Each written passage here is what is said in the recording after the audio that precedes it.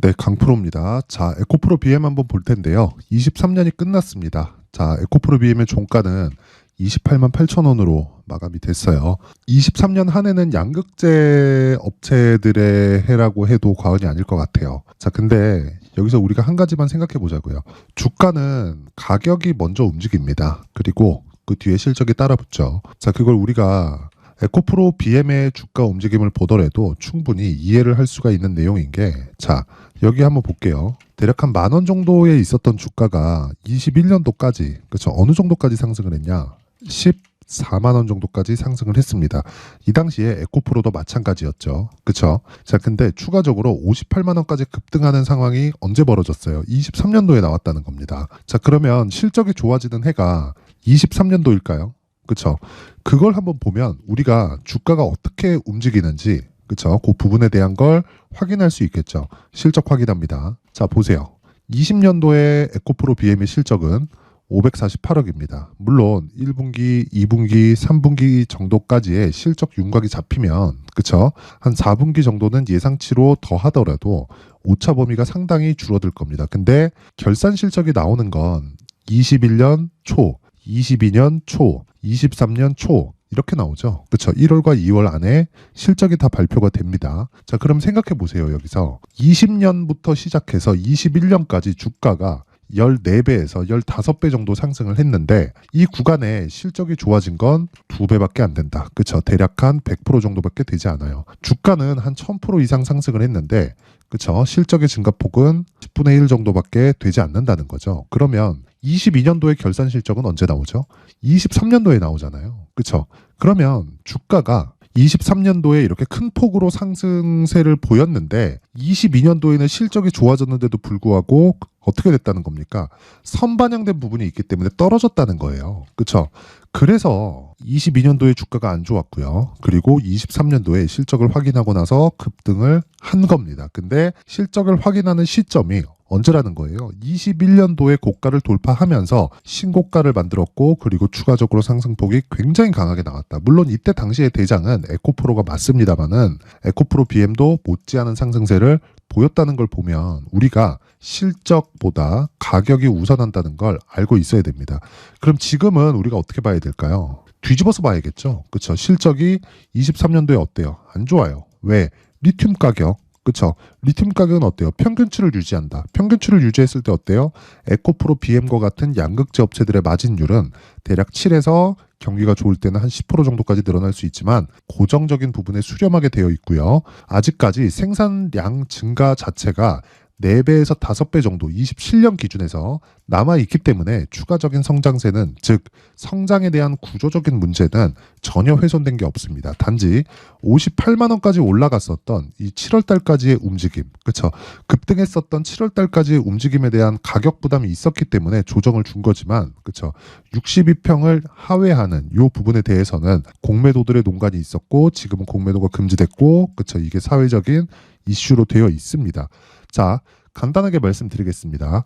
에코프로 BM은 다시 시작할 수 있는 시작점의 초입 구간에 들어와 있습니다. 자, 첫 번째, 신고가 구간에 도달해야 된다. 그렇죠. 아직 신고가는 아니에요. 그런데 신고가를 만들기 위해서는 무조건 정배열 구간을 거쳐가야 되고, 지금 12월 초에 들어서 정배열 구간에 들어왔고, 무엇보다 12월 들어서 어떤 부분이 있었죠? 44조짜리 수주 계약이 들어왔죠. 자, 그렇다는 건 양극재에 대한 수요는 계속될 수밖에 없는 거고, 특히나 소재 업체들 같은, 그렇죠? 이 배터리 소재 업체들은 기존의 내연기관에 있었을 때 보쉬 같은 역할을 할 걸로 판단이 됩니다. 그렇죠? 왜? 배터리를 내재화시키고자 하는 완성차들의 이 작업은 사실상 한 3년, 4년째 계속 되어오고 있고, 그게 당연하다고 생각을 합니다. 그래서 셀업체들은 아마 위험할 거예요. 그런데 내연기관을 주력으로 만들어 오던, 뭐 물론 거기서 이제 그 전기차까지 다 같이 만들고 있지만, 내연기관에 이 주력했을 때 그때 상황을 보더라도요, 엔진은 자동차 회사, 그쵸? 완성차 업체에서 만들었지만 엔진에 들어가는 뭐 부품 이런 종류들은, 그쵸? 부품이나 파츠 이런 것들은 어떻게 됐습니까? 다 사와야 되는 거예요. 그쵸? 현대차도 마찬가지입니다. 현대차가 전체적으로 와서 조립을 하고 판매를 하죠. 설계부터 맡아가지고. 그렇죠? 가장 중요한 역할이에요. 그런데 여기서 배터리 그리고 모터를 셀업체한테 100% 넘긴다? 이 자체가 아마 어렵습니다. 물론 그게 언제가 될지 모르겠으나 언젠가는 셀업체들은 조금 많은 이 평가를 받지 못할 수도 있다. 전 그렇게 봅니다. 근데 소재 업체 같은 경우에는 얘기가 달라요. 그렇죠? 전체적으로 다 거래 가능하다 그런 것보다 대체 불가능한 그런 여건을 갖춰놨다고 보여지고 지금 상황을 봤을 때 보쉬가 그렇거든요. 보쉬가 디젤 인젝터 가솔린 인젝터를 만들어서 정말 떼돈을 벌었습니다. 떼돈을. 그거하고 양극재가 더 많은 비중을 차지하기 때문에 에코프로 BM의 성장세는 당연히 나올 수밖에 없다. 단지 지금 가격대를 대비해서 막 비싸다고 하는 분들이 있던데 이거 주식 비싼 거 맞아요. 비싼 거 맞는데 원래 올라가는 주식은 다 비쌉니다. 그리고 주식은요. 쌀 때 사는 게 아닙니다. 자, 생각해 보세요.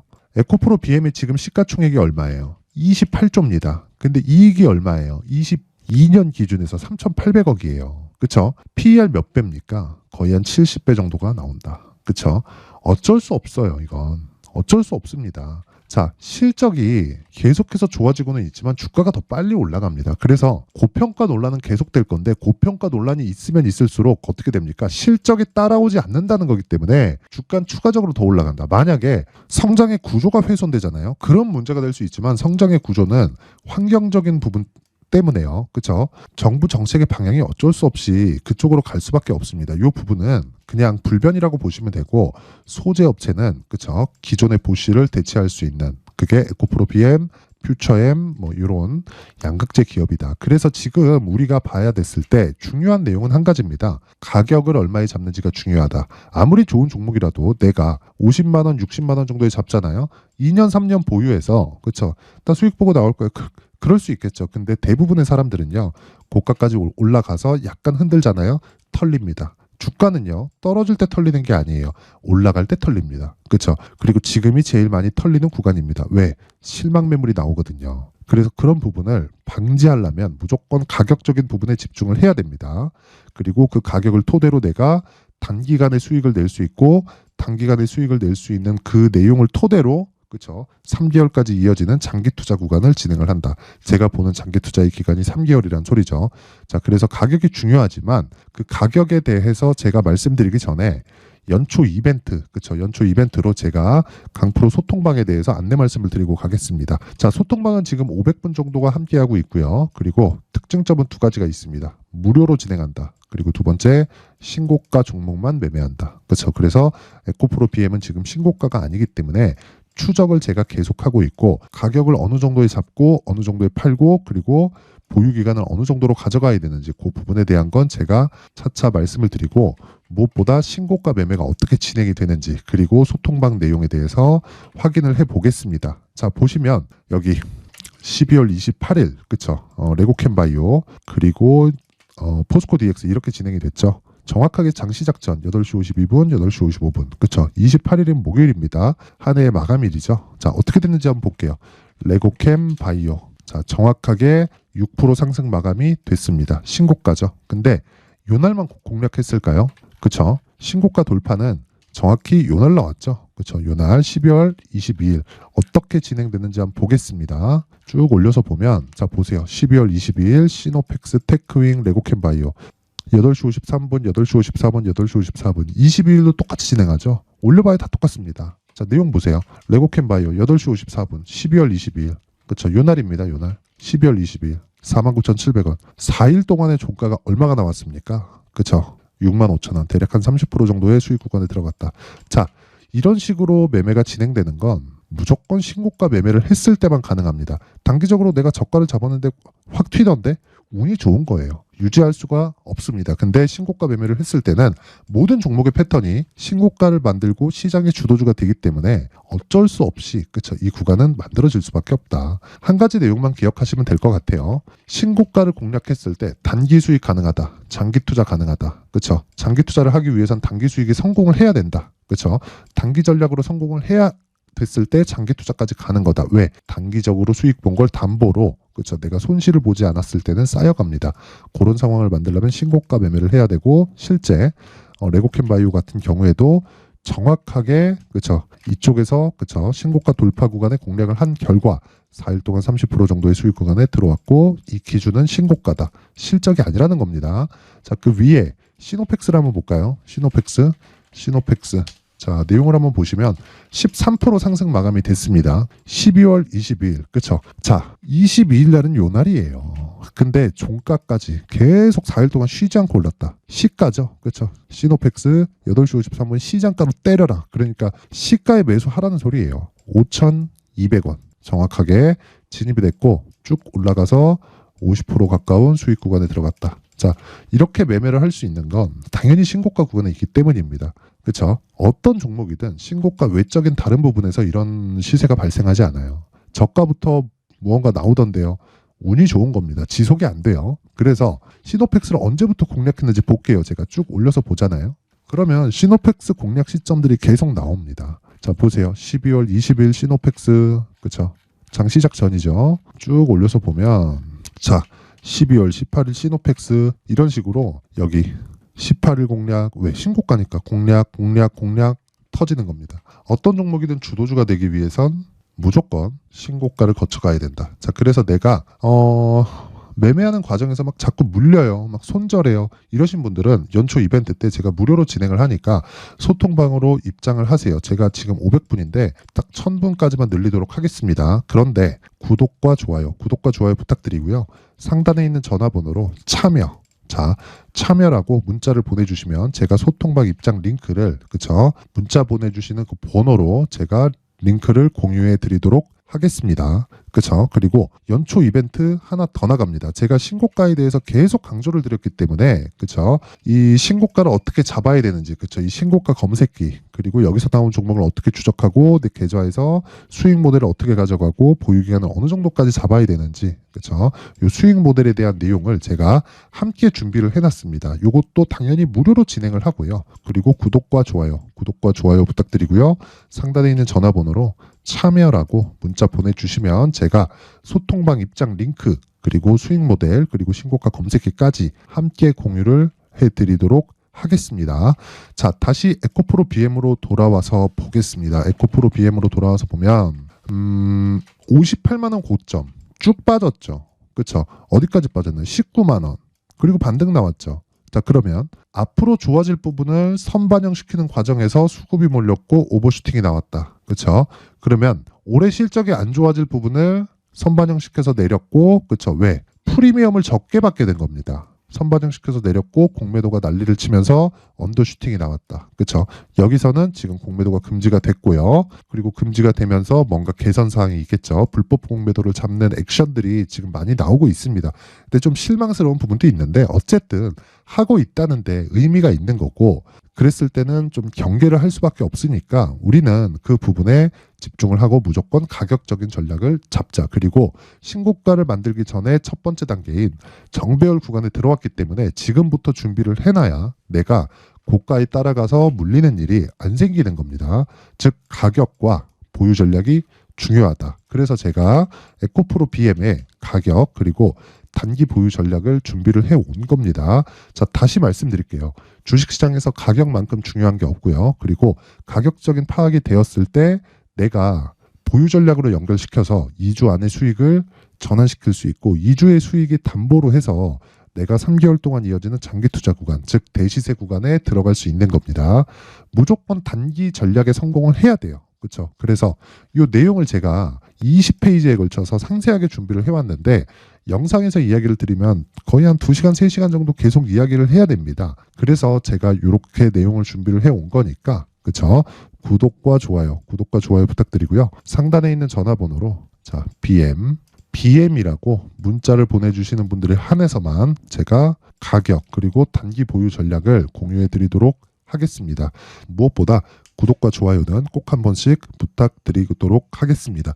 자, 제가 신고가에 대해서 계속 강조를 드리죠. 그렇죠? 항상 긴 영상을 봐주시는 분들에게 감사한 마음이 있습니다. 그래서 제가 연초, 그렇죠?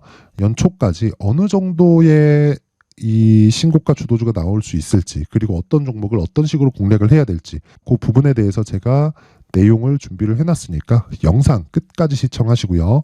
모든 분들이 성공 투자하셨으면 좋겠습니다. 네, 올 한 해를 뒤돌아보니까 구간별로 큰 수익이 나왔었던 종목들이 꽤 많이 보입니다. 1월 달에는 AI 관련주들이 있었고요. 그리고 2월 달부터는 2차 전지가 계속해서 강세를 보였죠. 자, 그리고 나서 3월 달이 되니까 AI 반도체 관련주들이 신고가를 만들면서 5월 달부터 시세를 큰 폭으로 냈죠. 저가부터 따진다면 한미 반도체와 같은 종목들도 올 한 해 6배 정도의 시세가 나왔습니다. 혹시라도 올해 수익을 보지 못하신 분들이 있다면요. 어떻게 시세가 움직이는지 반드시 익혀 놓으셔야 되고요. 만약에 그런 부분이 아직 준비가 되어 있지 않다면 어중간한 종목들 사고 팔고 하지 마시고요. 딱 한 종목에 비중을 제대로 넣어서 확실하게 수익을 보는 방법이 필요합니다. 자, 그래서 제가 23년 12월 달 강프로의 대시세 종목을 준비를 해왔고요. 이 종목은 대기업을 상대로 안정적인 매출 구조를 갖추고 있는 데다가 이 규모가 40%를 넘나들고요. 호황기 때는 50%를 넘나드는 역대급인 이 구조를 갖추고 있어서 대체 불가능한 기업이라고 보셔야 됩니다. 자, 지금 현재 주요 거래처는요. 삼성전자, 인텔, 하이닉스, TSMC, 엔비디아까지 모든 반도체 업체를 고객사로 확보하고 있는 상황이고요. 이 재무제표 상황을 보면요. 이익률 자체가 넘사벽인 걸 알 수 있습니다. 넘을 수 없다는 거겠죠. 첫 번째 급등 포인트를 보면요. 앞서서 보여드렸었던 실적은요. 23년도 개화 시기에 접어들었었던 AI 반도체 실적이 포함되지 않은 실적입니다. 자, 그런데 올 한 해 개화 시기에 접어들었었던 새로운 반도체 실적치가 더해지면요. 질적인 성장보다 양적인 증가가 함께 이루어지게 되고요. 그런 부분을 한미 반도체가 이미 시세로 보여줬죠. 저가부터 6배 강세를 보인 상황이 있습니다. 강프로의 무료 소통방이죠. 어떻게 매매를 했느냐. 5월 25일 날 그쵸? ISC를 49,800원에 매수를 했고요. 자, 그리고 나서 2달도 되지 않아서 한 100% 정도의 수익을 만들어냈습니다. 자, 근데 6월 2일 날 내용 한번 확인해 보시면 자, 한미반도체 26,000원까지 올려서 잡겠다는 내용이 있죠. ISC와 함께 새로운 반도체 관련 종목입니다. 이때 당시 가격이 25,650원이었는데 그냥 올려서 잡으라는 거겠죠. 지금 현재 한미반도체 가격이 62,000원인 걸 본다면요. 항상 주가는요. 신고가 이후에 공략하는 것이 좋고 그랬을 때 단기간에 100% 수익이 가능한 구조를 만들 수 있습니다. ISC도 그렇고 한미반도체도 마찬가지예요. 당연히 에코프로도 마찬가지입니다. 두 번째 급등 포인트를 보면요. 자, 개인용 PC를 비롯해서 서버, 클라우드, 그리고 우리가 사용하는 스마트폰까지 기본적인 PC 구조와 동일하고요. 새로운 반도체의 구조도 동일한 구조를 갖추고 있습니다. 자, 근데 한미 반도체의 상승 이유도요. 이러한 구조가 동일하게 진행되기 때문이고 이 구조는 절대로 바뀔 수가 없습니다. 11월 달에 새로운 뉴스가 나왔습니다. 자, 온 디바이스까지 더해지면 비메모리의 사용처는 계속해서 증가할 것은 너무 당연한 이야기고요. 그런 부분을 감안했을 때 이 기업은요. 질적인 부분에 대한 성장이 아니라 양적인 증가까지 이룰 수 있는 상황이 된 겁니다. 한미 반도체의 시세를 보면 아직은 굉장히 저렴한 상태를 유지하고 있고요. 세 번째 상황을 보면요. 엔비디아의 실적인데요. 그건 올해 초 대비해서 4배 정도의 상승폭이 나왔고요. 그 주가도 그 정도가 당연히 올랐죠. 주식 투자를 할 때는 예상하는 게 아니라 확정치를 보고 매매를 해서 수익을 낼 수 있어야 됩니다. 앞서서 제가 보여드렸었던 내용인 자, ISC도 그렇고요. 한미 반도체도 그렇고 확정된 내용이 있었죠. AI에 대한 개화 시기에 맞춰서 삼성전자와 SK 하이닉스가 강세를 보이는 구간이 있었고요. 엔비디아가 강세를 보였습니다. 자, 삼성전자도 그렇고 하이닉스도 그렇고 엔비디아도 마찬가지고요. 생각해 보시면 세력들이 어찌할 수 없는 정도의 사이즈를 가지고 있는 그런 종목들이죠. 그렇기 때문에 제가 계속해서 이야기를 드리는 겁니다. 확인하는 데는 확정치가 필요하다고요. 엔비디아 실적만큼 확실한 재료가 있을까요? 엔비디아의 실적의 증가세는요. 앞으로 다가올 AI 반도체의 수요 증가가 있을 수밖에 없다는 거고 그리고 그에 맞춰서 단가는 폭증하고 있는 상황인 게 엔비디아의 실적을 보면 알 수 있고요. 그리고 삼성전자와 SK 하이닉스로 연결이 되고요. 그래서 한미반도체가 올라온 그런 상황입니다. 한미반도체만큼 추가적으로 상승할 수 있는 종목이 있다는 게 하이닉스를 포함해서 삼성전자의 시세 그리고 엔비디아의 실적을 보면 알 수 있고요. 그래서 준비한 4분기 대시세 종목 내년 초까지 강세를 보일 수 있는 종목을 준비를 해왔습니다. 어렵게 생각하지 마시고요. 기본적으로 신고가 구간에 있는 종목이기 때문에 하락에 대한 저항성은 충분히 갖춰져 있는 종목이고 이미 시세가 시작이 됐습니다. 자, 무엇보다 중요한 건 얼마에 사는 걸 텐데 제가 그런 부분까지 상세하게 준비를 해놨으니까 영상 상단에 있는 전화번호로 대시세라고 문자를 보내주시는 분들에 한해서만 무료로 공개를 하도록 하겠습니다. 매매하는 과정에서 수익이 잘 안 난다 하시는 분들은 이 종목 딱 받아가서 큰 수익 내셨으면 좋겠습니다.